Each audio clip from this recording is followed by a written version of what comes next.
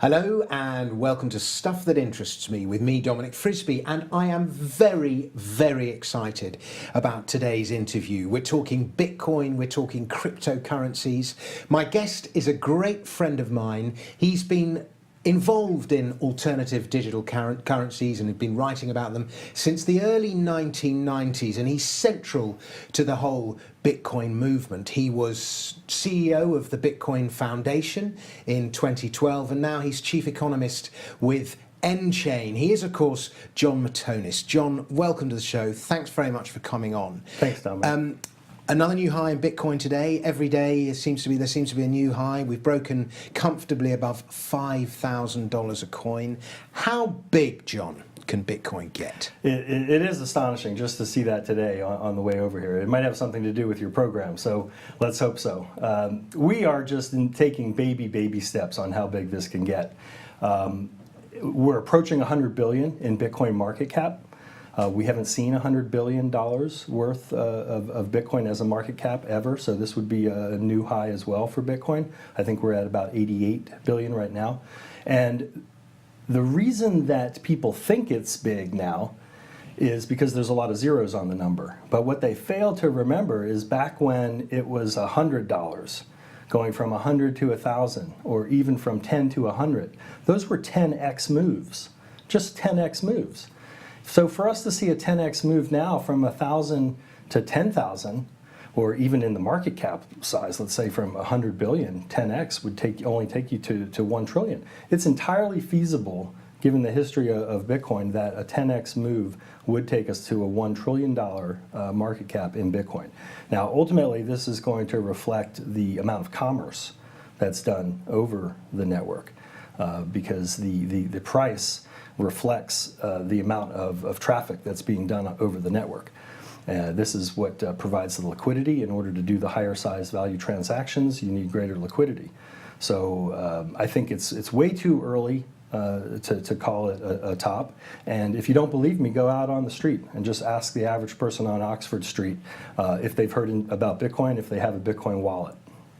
A lot of people have heard of it, but a lot of people don't have a wallet yet. On that note, and you warn me, every time we talk I always get sidetracked, but there are people who, if this was another market, if this was a mining bull market or something, there are people who are buying and selling Bitcoins and talking about Bitcoins who you would say are green investors. And normally when, the equivalent of the shoe shine boy. And when people like that are getting into a market, it's often a sign that we're at some kind of top. But it doesn't seem to apply to Bitcoin. It doesn't apply because we're not there. Even to the extent that you see that, it might be FOMO, fear of missing out. But still, the wallet management, to be able to secure your own private keys and back them up properly, is still kind of geeky and techie. Average people have not gotten into this yet. Even though you see massive signups at third-party online wallets like Coinbase, they are instrumental in bringing in retail. But for people who are downloading their own wallets and backing up their own private keys, we are not there with the technology because it's not as easy to download as Skype yet. It's not as easy to operate for the average person. So it will be as easy as Skype one day? It will be, and you'll be able to do it on your own machines and on your own phone in that easy way. So you won't have to always depend on these third-party retail brokers like Coinbase. What would make you sell your coins? I know you buy and sell coins all the time because you're a trader, and at one stage you were paid in Bitcoins. But I mean, what would actually make you a net seller? Well, I don't do any day trading in Bitcoin. I don't think it's a commodity that is suitable for day trading. It isn't? I think it's it's definitely a buy and hold strategy. Unless you're an arbitrager, you could make money being an arbitrager. To be a net seller of Bitcoin really, though, just means that you don't have enough fiat to pay your bills. So in that regard, sometimes you are a net seller of Bitcoin inadvertently. But to be a seller of a substantial position of Bitcoin, you have to ask yourself, what are you going to be selling it for? Are you going to be selling it for fiat currency? And if so, why would you be selling it for fiat currency? Are you going to be selling it for precious metals? To get a gold position, and what's the rationale for exiting Bitcoin, which is digital gold, and going into analog Bitcoin, which is the physical gold. So you're basically saying there's no rationale to sell it because it's going to get so much bigger? Well, it's a philosophical change of mindset. Is you're not sitting there and looking at your British pound bank account, in HSBC or Barclays, and trying to increase that balance. You're holding the majority of your funds in Bitcoin, and you're spending them as you need to spend them. So there's really no exit event that you're looking for, because the new money for the new economy is cryptocurrency, and it is Bitcoin. So it's a transitional mindset. When you have that transitional mindset, then you don't fall prey to these bouts and periods where you feel like you have to sell. Is crypto going to replace fiat? Not immediately. It will challenge the fiat issuers at first, and they will coexist side by side. But for Bitcoin to replace fiat, it would have to attain the final and third phase of money, which is the unit of account function. Bitcoin has store of value, it has medium of exchange, and the third function of money is unit of account. This is when you see goods and services start to be priced in the numeraire, which would be Bitcoin. We are a ways off from that, because you don't go into the store and see the things priced in Bitcoin. You mentally calculate it based on what you see the fiat price. So we're a long way from that phase. And in the meantime, it's just going to be causing a lot of headaches for monetary issuers, especially monetary issuers like Venezuela. Are central banks going to have to, are we going to start seeing blockchain-based fiat currency, if you see what I mean? Well, we see attempts of it all the time in the news, but we shouldn't be inspired by that. These attempts are a little bit funny, because, first of all, they won't be decentralized. They most likely will not have permissionless mining. And most importantly, they won't have a cap of issuance. I can't imagine any central bank that's going to agree to an issuance cap. It violates what they exist for, is to have the ability for unlimited issuance. I think it's more likely that we'll start to see Bitcoin in the reserve portfolio of central banks. Australia has indicated this. So that means that alongside of dollars, euros, yen, they will hold Bitcoin in the reserve balance sheet of the central bank. Now, if a central bank were to do that, they would be able to issue currency that is partially backed by Bitcoin.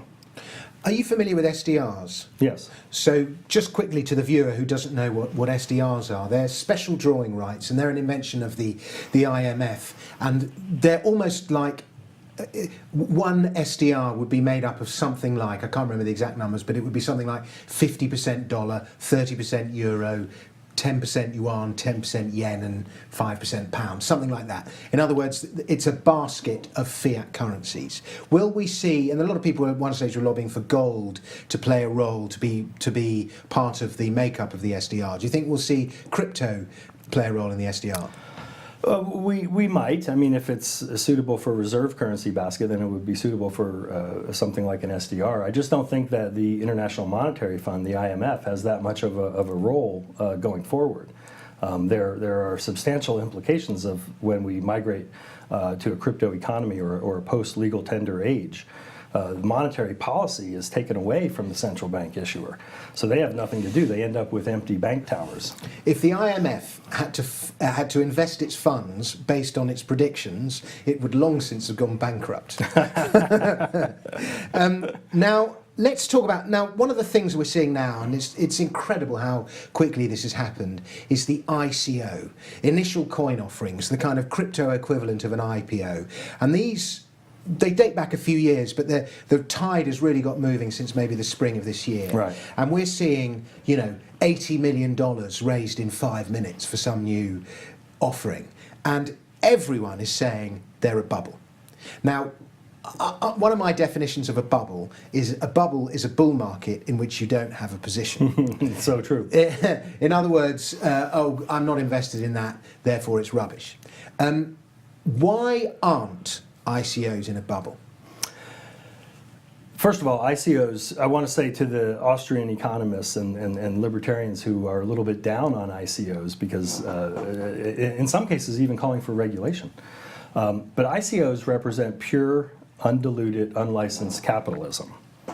it's caveat emptor situation. You have to do your own research, and you have to become an intelligent investor, not a lazy investor, when you're investing in these.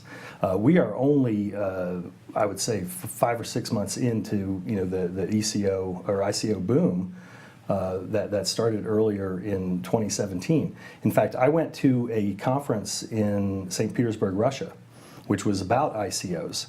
And underneath the conference was a statue of Lenin, the famous Vladimir Lenin statue. So people are doing ICOs in Russia under the statue of Lenin. and capitalism is coming there. And we shouldn't shy away from this, because it's another form of fundraising. And it hasn't encroached enough into traditional private equity or into VC yet to even come anywhere near calling it a bubble. So that's why I disagree with that statement. But go ahead. Well, I was just going to say, aren't some of the companies that are raising money fraud, scams? There's no question that companies are raising a significantly more amount of money than they actually need or even know what to do with. On the issue of some of them being scams, where's the money coming from? Is this just Bitcoin profits being rolled into ICOs? Oh, Bitcoin and Ethereum profits. People who want to diversify from Ethereum holdings, because a large amount of these investments are going through Ether. Some of them are going through Bitcoin, some of them are going through Litecoin. But yeah, it's a diversification of people who made money in crypto. It's institutions actually getting in on a pre-sale so that they can benefit from the public ICO sale. So it's not necessarily dollars going into crypto, it's crypto's kind of rolling further down the road, if you like. In some cases, it provides demand for the crypto coins to be able to get in there so that they can participate in the ICO. So in some cases, that's what's going on. But I will venture to say that the percentage of failures that you see in the VC startup world, traditional VC startup world, is not going to be much different than what we see in the ICO world. I mean, they have a 3 to 5% hit rate on success. So sure, we see a lot of failures in that world. We'll see a lot of failures in the ICO world as well. Okay. I mean, crowdfunding ventures often fail as well. But I can tell you what's driving it, though. What's driving the ICO market is that, first of all, investors don't have a lot of rights. They're not purchasing equity in a lot of cases. In some cases they are, but not in all. But what's driving it is the investors notice that they can get a very rapid return because of the liquidity on the secondary market for these tokens. They can also get in at smaller amounts. So retail investors can get in where sometimes they're prevented from participating in a larger IPO. And these tokens act as digital bearer instruments. So they're like digital bearer bonds. You can invest in these without fully revealing who you are. How many have you done? I've participated in 4. Okay. And when will you know if they've come good or not? We'll know very quickly in the secondary market for these tokens. Yesterday, we announced one that I'm participating in with a digital currency exchange called Globitex. And Globitex is attempting to bring the digital currency into the real-world physical commodity market. So we'll be trading physical commodities for Bitcoin and for Ethereum. We'll also introduce a derivatives market, so we'll have futures and options for risk management and corporate hedging. Okay, let's talk about some of the applications of these ICOs. Let's talk about some of the applications of blockchain technology, the future over, say, the next. I mean, how far advanced is blockchain tech? What kind of things is it being used for? How quickly are we going to see these materialize in our kind of day-to-day lives? Where are we and what are we going to see? Well, we're seeing a lot of pilots, and we're seeing a lot of proof of concepts at the larger financial institutions. So not anything in a production environment, at least with respect to the larger banks. So a lot of experimentation going on. But we're starting to see good inroads being made into the global remittance market. So there's apps that you can use on your phone actually to send money to other people who have that app. And the one I'm thinking of is an app called Abra. It operates like Uber for ride sharing, but Abra is an app that you have on your phone for exchanging in and out of Bitcoin. You can go any country to any country once they roll out the service to those other countries. We're seeing great applications in online gaming. The online gambling market is always one of the industries that gets exploited with new technology, and it's a great fit with Bitcoin as well, because you remove the problem of the payment provider in the unregulated gaming markets. Then when you go to Ethereum, you're seeing incredible innovation around the smart contracts. The ERC20 sub-protocol within Ethereum is what's responsible for all of these new crypto tokens that are being issued through ICOs. And you're seeing a flourishing of activity on what we hope to see in the future on that, in the P2P lending market especially. So can you give me an example of something that we will see in our everyday lives in, say, 5 years' time? We'll start seeing things like when you rent property, or when you purchase property, when you own property, you will be able to, because of blockchain technology and cryptographic protocols, you will be able to subdivide your ownership in a house or your ownership in a flat to be able to open it up to wider participation. So you might only be the 20% owner who's living there, and instead of getting a traditional mortgage, you've essentially crowdfunded the rest of your mortgage. These things are on the verge of happening, and they're already in the planning stages. A company in Camden is starting this. Okay, now a lot of people say Bitcoin is, we're in the 1990s, and Bitcoin is Netscape Navigator, and Google hasn't been invented yet. You dismiss that argument.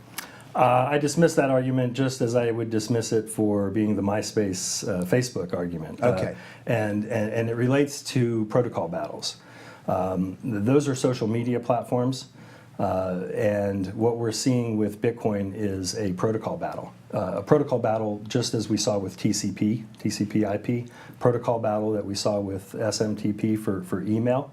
And in a protocol battle, what matters is not what is best and most elegant, but what can be early to market and achieve a dominant network effect. And the network effect becomes this incredible force that makes it so much incrementally harder for any challengers to really take that dominant lead.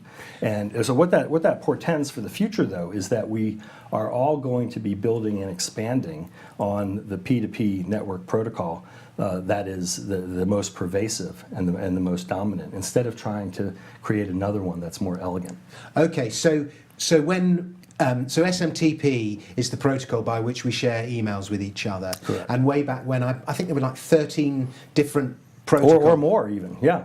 Okay, and by virtue of the fact that SMTP was the protocol that everyone decided to use, that's why that was the protocol that won. And the same thing is happening with Bitcoin. So there might be a better one, but it's just the fact that Bitcoin is the one that everybody uses. Right, and you can think of it as MOIP, Money Over Internet Protocol, so just like voice over IP. Mm-hmm. It's at that level. That's what has investors excited about Bitcoin. The other thing that they see is you're able to invest in the cryptocurrency as a proxy for the entire sector. So it's like buying an ETF on the entire sector. You don't have to take the risk of investing in a solo Bitcoin company with a management team. So by investing in Bitcoin, you are investing in the internet. Yes, Okay. The future of the internet. Now, you've said this in public, I believe. While you're very bullish about Bitcoin, you think it's going to get much bigger, you're less bullish about Ethereum. You think Ethereum will eventually die. Well, we've never seen a cryptocurrency completely die. It has a slow march towards 0.0001. But Ethereum has a significant number of challenges ahead of it, and I don't think all the investors fully realize this. The first challenge is their stated argument to migrate from proof of work to proof of stake. They haven't articulated a firm timeline for that. With almost a $30 billion market cap in Ethereum, proof of stake consensus system has never been attempted on something so large. So in my mind, it would be foolish to even attempt that. The second thing that they have going against them is that there's no controlled supply of issuance. Whereas Bitcoin will cap out at 21 million in total Bitcoins, Ethereum does not have a similar cap. So as an investor, you have to also understand what the mechanics are behind increasing the amount above whatever the given cap is at the time. And you can read a paper on this. Ethereum doesn't hide the fact, but it's a process where they don't have a cap; they exceed the cap. And the third thing is a little more nuanced, and it has to do with the smart contract technology and the language behind Ethereum, which is called Solidity. This is what was largely responsible for the explosion in the DAO, the DAO, when we saw the hack of that last year. They still cannot deterministically prove that something like the DAO cannot happen again in the future. So they've made some patches. They forked Ethereum into Ethereum and Ethereum Classic to roll back that hack, and that's what we have with normal Ethereum today. But I still maintain that they cannot deterministically prove that it won't happen again in the future. All of these things would make me a little bit nervous as a long-term Ethereum holder. Now, we live in London. Our wonderful mayor in London has declared that Uber can no longer operate here. And just before we did this interview, we were having lunch, and you just said, well, as soon as Uber starts using Bitcoin, then it won't be an issue. The mayor can't stop it. Tell me about that. Well, our mayor, first of all, probably doesn't care about re-election if this is the stance he's taking, but we can solve all of these problems, and Uber can solve all of these problems if they go to a decentralized payment system. Because one of the problems I've always had with Uber from the beginning is that they know where they're dropping you off, and usually it's your home or your work. And then they also know your name through your payment system. Now, that's the first benefit of decentralizing, is that you won't have to give your name to the Uber company. But he will still know your reputation as a passenger. He'll know your reputation, but he won't be able to match names with addresses. That's not the main problem it solves, though. The main problem that it solves is that you won't have the payment network actually being the weakest link in the entire chain, because right now there's nothing illegal about making an app. It's just an app on your phone. And if two people have an app and they're using it, and one person says, well, I'm going to swing by that area of the neighborhood, I can pick you up. I mean, that's mutual consent via an app. If that's all facilitated through Bitcoin, then there shouldn't even be anything illegal about it. The next step further would be to even create a decentralized protocol for matching the Uber driver with the Uber rider. And all kinds of these innovations will come up if they start cracking down further on Uber. So they will lose control of their licensing power, effectively, as a result. It will be rendered irrelevant. The implications, the libertarian implications of Bitcoin and blockchain and all these cryptocurrencies, and the way they are just subverting the power structures in the West, is wonderful. I would say that they are seeking the rent-seeking intermediary in the middle, and they are making them irrelevant. Death to the rent seeker. Jon, on that note, thank you very much. If people want to find out more about you and what you do, they should follow you on Twitter. They should subscribe to my Twitter feed. It's a wealth of daily info, and it's at Jon Matonis. Jon Matonis, thank you very much. Thanks, Dominic. And thank you very much, folks, for listening and for watching. Please share this show with as many people as possible. Please rate us. Please review us. Please do all the things that you're supposed to do. And hopefully stuff that interests me will grow to be as big as the Bitcoin protocol itself. I'm Dominic Frisby. I'll be back with another episode at the same time next week. Thank you very much.